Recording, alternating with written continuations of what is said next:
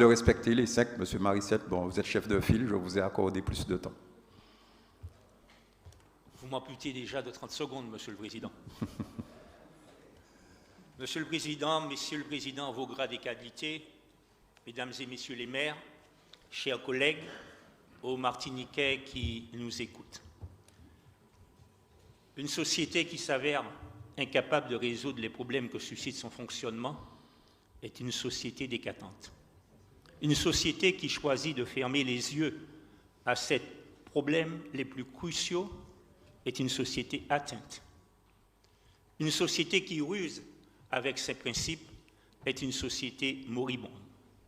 La magie des mots, vous l'avez compris, nous permet aujourd'hui de transposer allègrement à la société martiniquaise l'acte d'accusation et de libération prononcé par le nègre fondamental dès la première page du discours sur le colonialisme.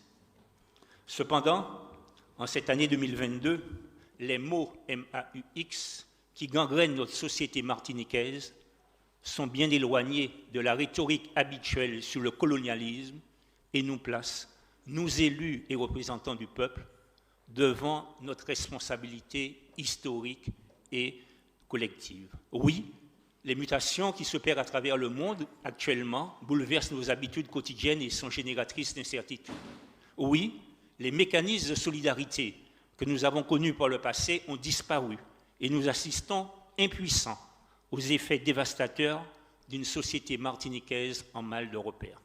Oui, à mesure que notre niveau de consommation augmente, paradoxalement, nos productions traditionnelles disparaissent et nous enfonçons dans la spirale de l'assistanat et de la dépendance.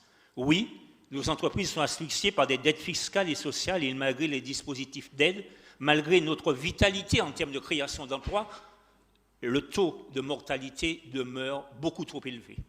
Oui, notre mode de fonctionnement politique a installé le pays sous perfusion et dans une parfaite allégeance à l'extérieur. Oui, une des premières victimes de notre inefficience collective demeure notre jeunesse, contrainte à l'exil forcé, contribuant ainsi à dévitaliser ce pays où le taux de personnes âgées ne cesse d'augmenter. Oui, et là, ne nous voilons pas la face, chers collègues, la corruption s'installe dans notre pays, l'économie circulaire s'installe aussi et s'affiche, l'économie souterraine s'installe aussi et s'affiche de plus en plus au grand jour, au nez à la barbe de tous, avec son cortège de violences gratuites, de délinquance aveugle, de prostitution autrefois nocturne, aujourd'hui diurne, et avec une augmentation inquiétante de la criminalité.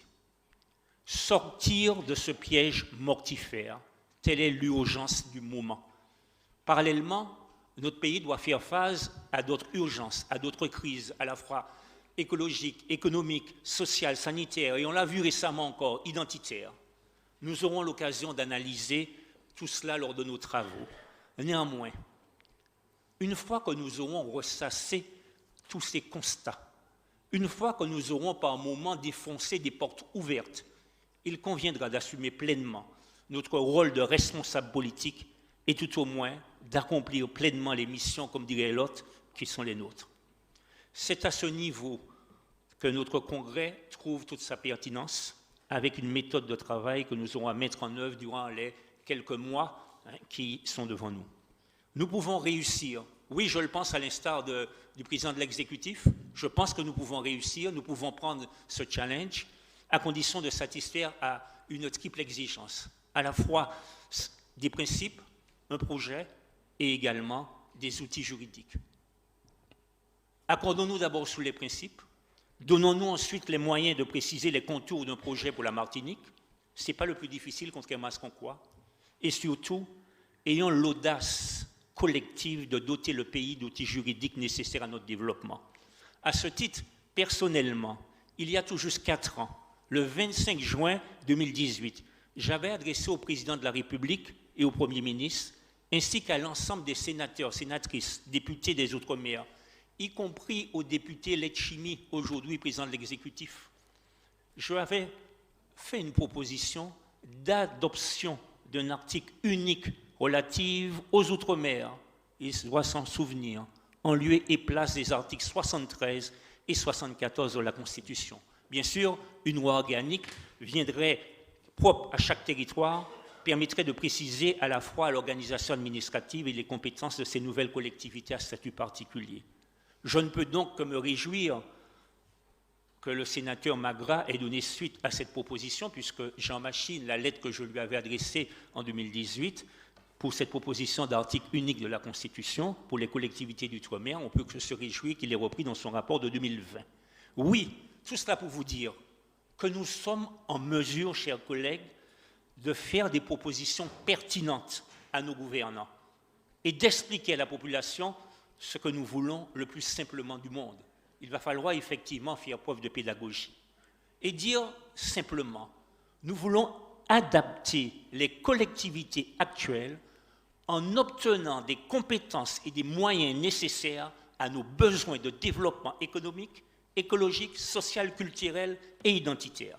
Et si l'acquisition de ces compétences indispensables au cadre de notre liberté et de notre développement économique passe par une évolution institutionnelle, alors oui, abordons cette chose sereinement et en toute transparence, et là, le peuple nous suivra.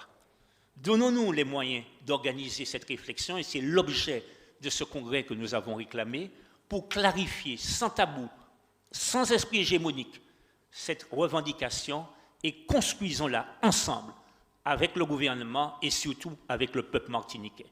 Ayons pour ce faire l'audace d'un nouveau contrat social, ayons l'audace d'un New Deal écologique, d'un New Deal économique, ayons l'audace de changer les institutions pour qu'elles soient plus efficientes et adaptées à notre époque.